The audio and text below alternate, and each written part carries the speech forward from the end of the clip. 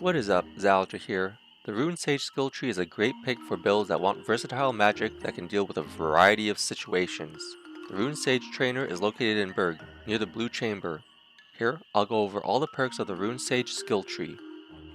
Tier 1 skills are skills that are available to anyone. You just need to have the silver to pay for the skills, and you do not have to worry about using your limited breakthrough points. So there is no harm in just buying these skills to experiment with them. The Tier 1 skills in the Rune Sage skill tree are a bunch of runes.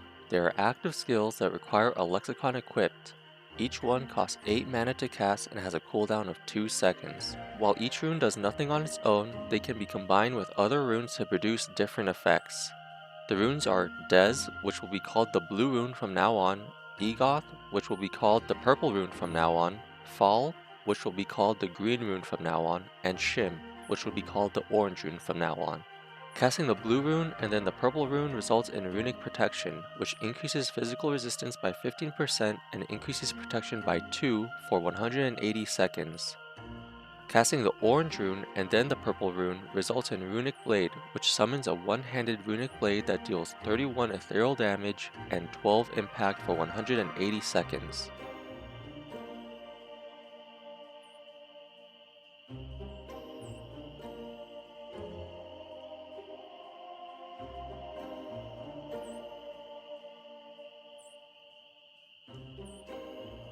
Casting the green rune and then the blue rune results in Runic Lantern, which summons a magical lantern for 300 seconds. Casting the orange rune and then the green rune results in Runic Trap, which summons a magical trap that deals 70 ethereal damage and 100 impact when triggered.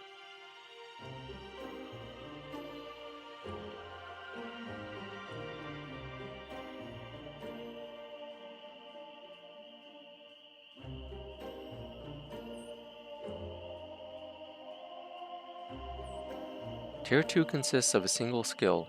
To buy the skill, you must use a breakthrough point, meaning that you are locked into the skill tree as one of your 3 skill trees. It's a good idea to have at least a general idea of what build you are trying to go for before you use your breakthrough points, as you cannot get them back after you use them. Well of Mana is a passive skill that increases maximum mana by 40. You have to unlock mana before you get the increased mana, but you do not have to unlock mana before buying this skill. If you buy the skill before unlocking mana, you will get the 40 extra mana when you unlock mana. This is a nice bonus to have as it can help you get more mana without having to sacrifice health and stamina.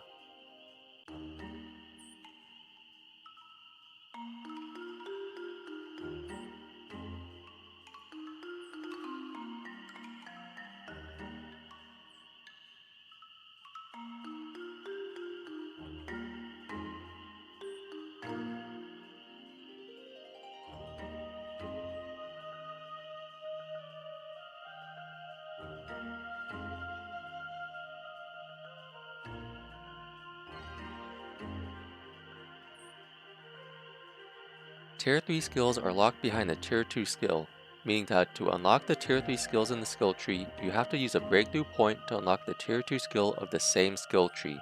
Again, it is generally a good idea to have an idea of what build you want to go for before you choose Tier 2 and Tier 3 skills. You may see this little bar that is connecting these skills right here. This means that you have to buy the bottom skill in order to buy the top skill. Some Tier 3 skills are sitting right next to each other. When you see this, it means that the 2 skills are mutually exclusive, and if you choose one, you cannot choose the other. Arcane Syntax is a passive skill that unlocks more runic magic combinations. After casting Runic Blade, which is acquired by casting the orange rune and then the purple rune, casting the orange rune and then the purple rune results in the Great Runic Blade, which summons a two-handed Great Runic Blade that deals 39 ethereal damage and 19 impact for 180 seconds. This blade counts as a lexicon, so you can still cast runic magic when you have this blade equipped. After casting Runic Trap, which is acquired by casting the orange rune and then the green rune, casting the orange rune and then the orange rune again results in Runic Detonation, which detonates the Runic Trap instantly with a larger AoE, dealing 70 ethereal damage and 150 impact. If you time Runic Detonation at the correct time, you can get both explosions against the enemy. After casting Runic Protection, which is acquired by casting the blue rune and then the purple rune, casting the purple rune and then the blue rune results in Runic Heal, which consumes the Runic Protection to heal yourself for 40 health. After casting Runic Lantern, which is acquired by casting the green rune and then the blue rune, casting the green rune and then the orange rune results in Runic Lightning, which launches a fast-moving lightning projectile dealing 55 lightning damage and 30 impact. When put together, this can lead to a great combination when fighting against enemies.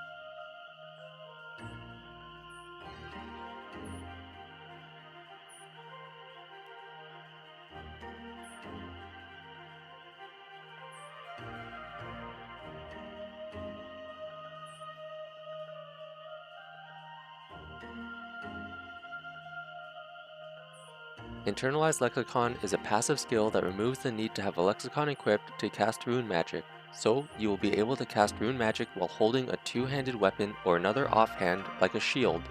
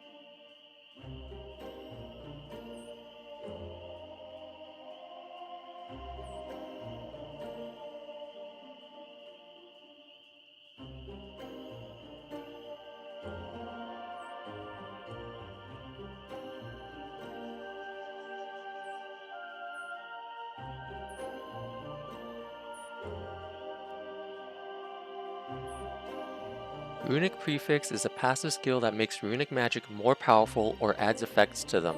The Runic Blade spell gains the Divine Light Imbue, which increases base damage by 25% as lightning damage and adds 6 flat lightning damage to the blade.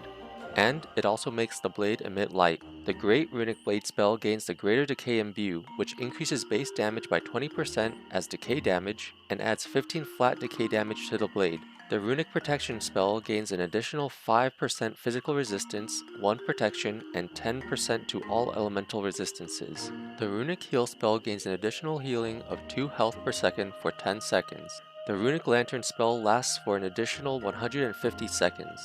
The Runic Lightning spell gains an additional 10 lightning damage. The Runic Trap spell deals an additional 30 decay damage. The Runic Detonation spell deals an additional 40 decay damage. While this bonus 40 decay damage does not stack with the additional 30 decay damage that Runic Trap gains, if you time Runic Detonation at the correct time, you can get both explosions against the enemy.